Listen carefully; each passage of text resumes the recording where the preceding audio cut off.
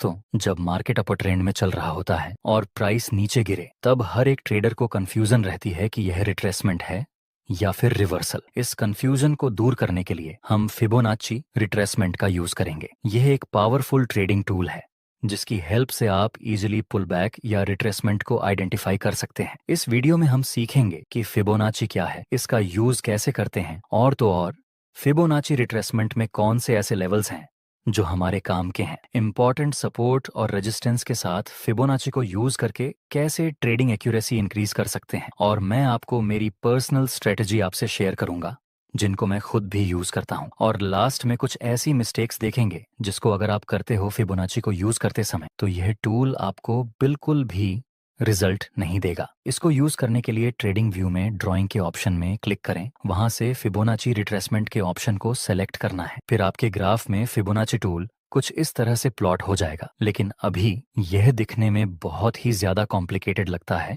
और यह सभी लेवल्स हमारे काम के भी नहीं है। इसलिए हम बिन जरूरी सारे लेवल्स को रिमूव कर देंगे ताकि हमारा टूल कुछ ऐसा बन जाए, कॉम्प्लिकेटेड से वेरी सिंपल। इस टूल को सिंपल करने के लिए फिबोनाची के सेटिंग्स में आपको सिर्फ 0.382 05 0 6 1 8 और 1 बस इतनी ही लेवल्स रखने हैं। बाकी सारे लेवल्स को हम रिमूव कर देने हैं और इसके बैकग्राउंड को भी रिमूव कर देना है। इतना करते ही आपका फिबोनाची टूल सिंपल बन जाएगा। अब समझते हैं इसको यूज कैसे करना है। फिबोनाची को यूज करने के लिए आपको खासकर एक चीज की रिक्वायरमेंट रहेगी, वह है ट्रेंड, अपर ट्रेंड या फिर डाउन ट्रेंड। जैसे कि यहाँ पर मार्केट में लोअर लो और लोअर हाई का फॉर्मेशन शुरू है तो ये एक प्रॉपर डाउन ट्रेंड है। डाउन ट्रेंड है तो हम सेलिंग की अपॉर्चुनिटी फाइंड करेंगे, लेकिन यहाँ पे ये भी रेजिस्टेंस है, ये लेवल भी रेजिस्टेंस है और ये सपोर्ट भी आगे रेजिस्टेंस का काम कर सकता है। तो इनमें से कौन से लेवल को मार्केट रिस्पेक्ट देगा ये हमें नहीं पता। मार्केट लेवल्स को रिस्पेक्ट देगा भी या फिर ये लेवल्स ब्रेक करेगा। ऐसी कंफ्यूजन को दूर करने के लिए हम फिबोनाची रिट्रेसमेंट को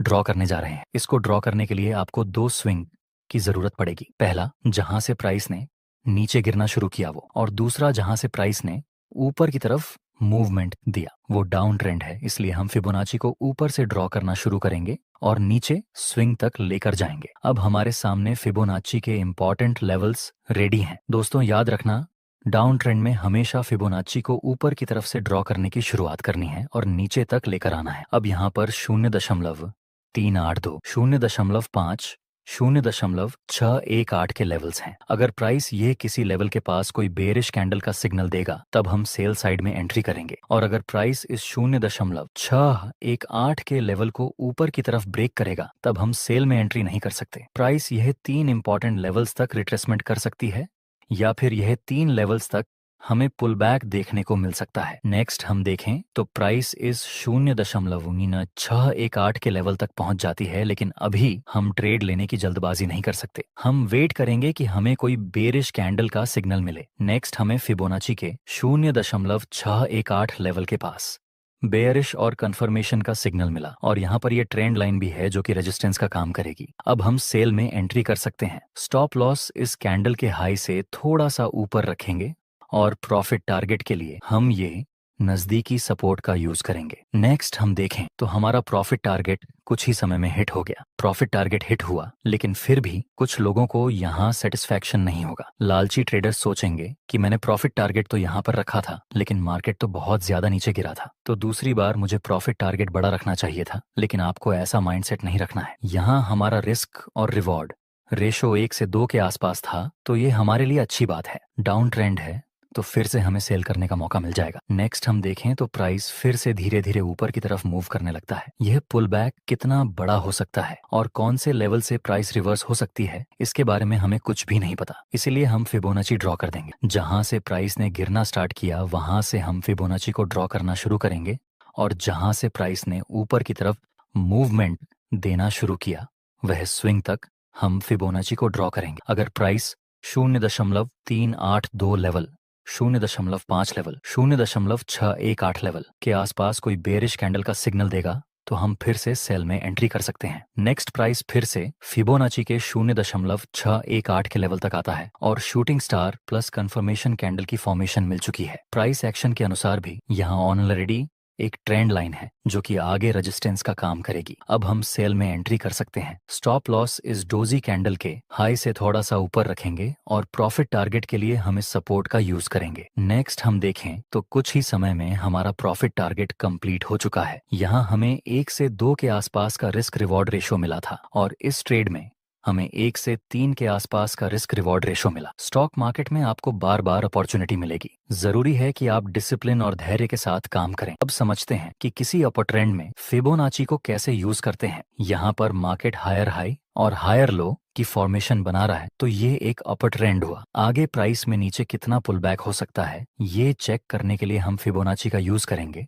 जिसके लिए हम ये 2 स्विंग का यूज करेंगे। पहले जहां से प्राइस ने ऊपर साइड मूवमेंट देना शुरू किया हुआ, और दूसरा जहां से प्राइस में गिरावट देखने को मिली हुआ। याद रहे दोस्तों, एप ट्रेंड के दौरान आपको नीचे से फिबोनाची को ड्रॉ करना है और ऊपर तक लेकर जाना है। अब हमारा फिबोनाची प्लॉट हो चुका है। अगर प्राइस इस 0.382 के लेवल के आसपास कोई बुलिश कैंडल का सिग्नल देगा तब हम बाय करेंगे, या फिर इस 0.5 लेवल के आसपास, या फिर इस 0.618 के लेवल के आसपास कोई बुलिश कैंडल का सिग्नल देगा तब हम बाय में एंट्री कर सकते हैं। नेक्स्ट प्राइस आता है इस 0.618 के आसपास और एक लाल रंग का हैमर और कन्फर्मेशन कैंडल की फॉर्मेशन बन चुकी है। अब हम बाय में एंट्री कर सकते हैं। जहां से हैमर बना इस लेवल के पास एक रेजिस्टेंस था जो कि आगे जाकर सपोर्ट का काम करेगा। इसमें स्टॉप लॉस इस बुलिश कैंडल के लो से थोड़ा सा नीचे रखेंगे और प्रॉफिट टारगेट के लिए हम इस रीसेंट रेजिस्टेंस का यूज करेंगे। देखते हैं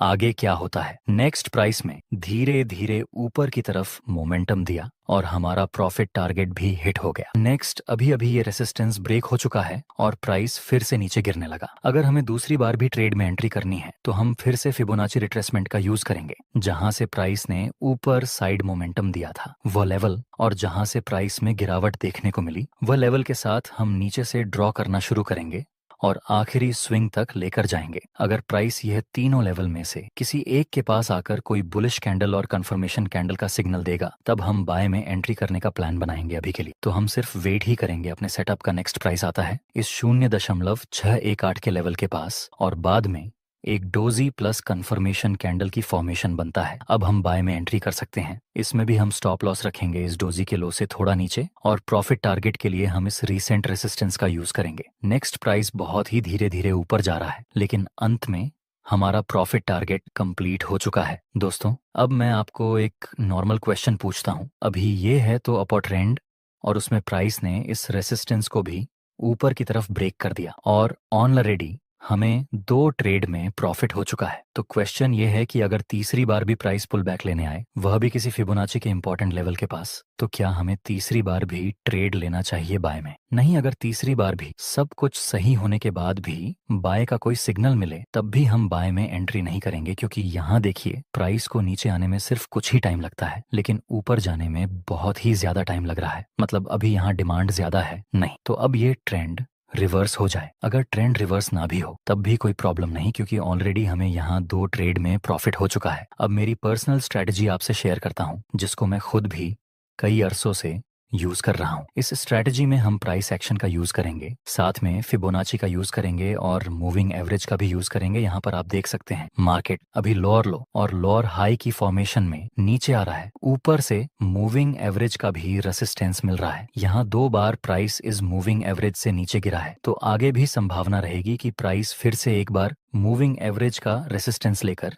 नीचे गिरे। एक्स्ट्रा कंफर्मेशन के लिए हम फिबोनाची का यूज करेंगे ये स्विंग, और ये स्विंग को टच करके हम फिबोनाची को ड्रॉ कर देंगे। प्राइस एक्शन के अनुसार यहाँ हम ट्रेंड लाइन भी ड्रॉ कर सकते हैं जो कि रेसिस्टेंस का काम करेगी। नेक्स्ट प्राइस आता है इस फिबोनाची 0.618 लेवल के पास और shooting star plus confirmation candle की फॉर्मेशन बनता है। अब हम यहाँ पर सेल में एंट्री कर सकते हैं। स्टॉप लॉस रखेंगे इस शूटिंग स्टार के हाई से थोड़ा सा ऊपर और प्रॉफिट टारगेट के लिए हम पहला टारगेट रखेंगे यहाँ पर, जिसमें हम अपना 50% प्रॉफिट बुक कर लेंगे और नेक्स्ट टारगेट रखेंगे जब प्राइस इस मूविंग एवरेज के नीचे क्लोज हो जाए। ये थी मेरी पर्सनल स्ट्रैटेजी जिसको मैं खुद भी यूज करता हूँ। दोस्तों, अब कुछ मिस्टेक्स देखते हैं जिनको आपको बिल्कुल भी नहीं करना है। फर्स्ट मिस्टेक, इस टूल का नाम क्या है? फिबोनाची रिट्रेसमेंट या पुल बैक में ही हमें इसको यूज करना है। साइडवेज मार्केट में आपको यह टूल बिल्कुल भी रिजल्ट नहीं देगा। ये सिर्फ अप ट्रेंड या डाउन ट्रेंड में ही यूज होता है।